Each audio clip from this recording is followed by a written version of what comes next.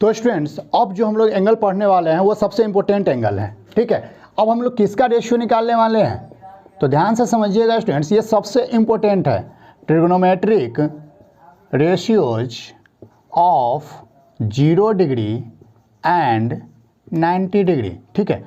यानी जो हमारा कॉम्प्लीमेंट्री एंगल होता है, ठीक है, यानी बचे हुए जो अदर एक्यूट एंगल्स होते हैं, अगर वो एंगल अगर 0 डिग्री हो जाए और 90 डिग्री हो जाए, तो ध्यान से समझिएगा। पहले हम फिगर समझते हैं, ठीक है।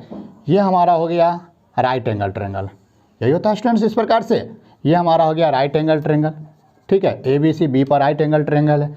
अब ये हमारा थीटा है, मान लेते हैं, ध्यान से समझिएगा स्टूडेंट्स, ठीक है। अब अगर हमारा ये थीटा है, तो अगर हम 0 डिग्री सपोज करें, ठीक है, हम 0 डिग्री सपोज करके चल रहे हैं, तो अगर ये थीटा हमारा 0 डिग्री होगा, ठीक है, तो थीटा के लिए ये B होता है, ये P होता है और ये H होता है स्टूडेंट्स। इतना ही होता है, ये तो समझ में आ रहा है, ठीक है।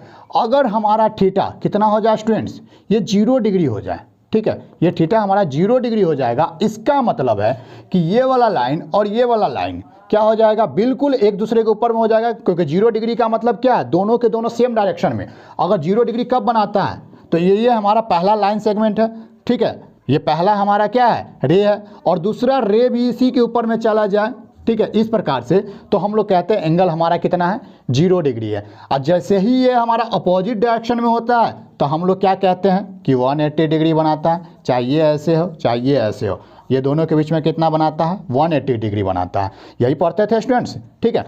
एंगल में इतना ही है, लेकिन हमको यहाँ पर कह रहा है 0 डिग्री, 0 डिग्री है, इसका मतलब ये वाला लाइन और ये वाला लाइन, ये दोनों क्या हो जाएगा, एक दूसरे के ऊपर में कोइंसाइड कर जाएगा, बिल्कुल एक दूसरे के ऊपर में आ जाएगा। जब एक दूसरे के ऊपर में आएगा तो परपेंडिकुलर हमारा कितना हो जाएगा, ध्यान से समझिएगा स्टूडेंट्स, परपेंडिकुलर हमारा 0 हो जाएगा, कोई दिक्कत, ठीक है।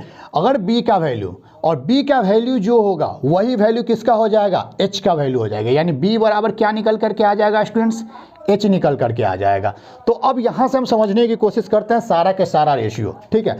अगर हम साइन थीटा का वैल्यू फाइंड आउट करने की कोशिश करें, यानी साइन 0 डिग्री का वैल्यू फाइंड आउट करने की कोशिश करें, तो P/H होता है। ये थीटा को हम लोग 0 डिग्री अप्रोच कर लिए, तो P/H यानी साइन 0 का वैल्यू, ठीक है, P कितना हो गया, तो स्टूडेंट्स 0 हो गया, H हमारा कुछ ना कुछ होगा, ठीक है, तो इसका वैल्यू कितना हो गया, 0 हो गया, ठीक है। इतना समझ में आ रहा है स्टूडेंट्स।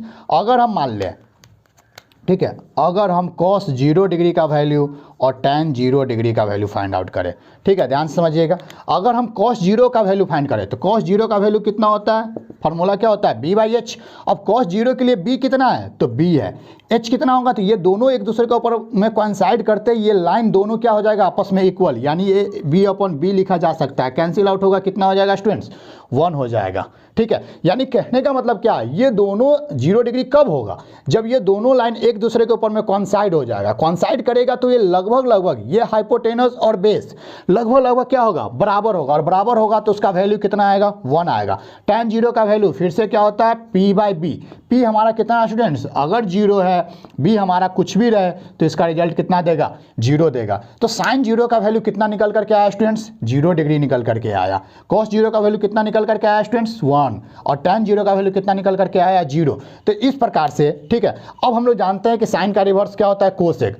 अब यहीं से अगर हम लोग कोसेक 0 डिग्री का भी वैल्यू फाइंड आउट करें, तो 0 का रिवर्स क्या हो जाएगा, इनफाइनाइट, ठीक है, इनफाइनाइट हो जाएगा, यानी हम लोग कह सकते हैं कि नॉट डिफाइंड, ठीक है। क्या कह सकते हैं, नॉट डिफाइंड। अगर नॉट डिफाइंड कैसे आया तो उसको भी समझ लेते हैं। कोसेक 0 का वैल्यू H/P होगा, ठीक है। अब H का वैल्यू कुछ ना कुछ तो है, लेकिन P का वैल्यू 0 है, तो क्या H को 0 से डिवाइड किया जा सकता है, नहीं डिवाइड किया जा सकता, इसीलिए हम लोग इसका लिखते हैं नॉट डिफाइंड, इसको डिफाइंड नहीं किया जा सकता है, ठीक है। तो इसको फॉर्मूला पर बैठा है तो, या डायरेक्टली इसका रिवर्स कर दे तो भी कोई दिक्कत नहीं है। अब हम लोग सेक 0 का वैल्यू अगर लिखना चाहे तो इसका वैल्यू कितना आएगा, 1 आएगा, क्योंकि ये दोनों आपस में एक दूसरे का क्या होता है, रिवर्स होता है। और tan का वैल्यू पूछे cot 0 डिग्री, तो अगर ये 0 है तो इसका भी क्या आ जाएगा, नॉट डिफाइंड आ जाएगा स्टूडेंट्स, ठीक है। इतना समझ में आ गया, कोई दिक्कत। तो ध्यान से समझिएगा, सारा का सारा वैल्यू 0 डिग्री का फिर से फाइंड आउट कर चुके हैं कि साइन 0 का वैल्यू कितना आएगा, 0 आएगा। cos 0 का वैल्यू कितना आएगा स्टूडेंट्स, 1 आएगा। tan 0 का वैल्यू कितना आएगा, 0 आएगा। जबकि कोसेक 0 का वैल्यू कितना आएगा, तो नॉट डिफाइंड आएगा। सेक 0 का वैल्यू कितना आएगा, 1 आएगा। cot 0 का वैल्यू कितना आएगा, तो नॉट डिफाइंड आएगा। तो ये हमारा हो गया 0 डिग्री पे, ठीक है। तो 0 डिग्री समझ लिए।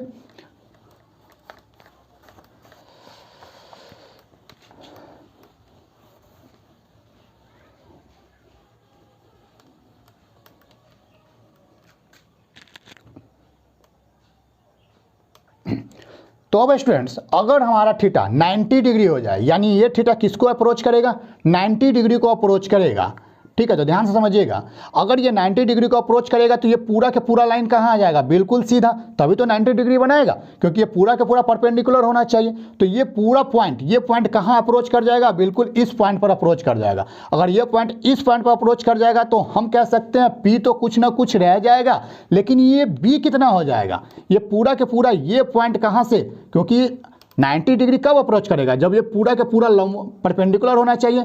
अब परपेंडिकुलर कब होगा, जब ये पूरा के पूरा पॉइंट आते आते आते आते आते कहाँ पर आ जाएगा, यहाँ पर आ जाएगा, यानी बी कितना हो जाएगा, बिल्कुल जीरो। एच भी कुछ ना कुछ रहेगा। ये एच कहाँ पर आ चुका है, तो ये वाला लाइन के ऊपर में लगभग आ चुका है, ठीक है। ये वाला पूरा के पूरा क्या हो चुका है, लगभग ये पॉइंट और ये पॉइंट कोइंसाइड किया तो लगभग ये परपेंडिकुलर जो है एच के क्या हो जाएगा, बराबर हो जाएगा। तो हम यहाँ से लिख देते हैं कि P बराबर क्या हो जाएगा, लगभग H हो जाएगा। फिर से हम सारा के सारा निकालने की कोशिश करते हैं। साइन 90 निकालेंगे स्टूडेंट्स, कॉस 90 निकालेंगे, tan 90 निकालेंगे, बाकी जो 6 रेशियो पढ़े हुए हैं सभी के सभी निकालेंगे, ठीक है।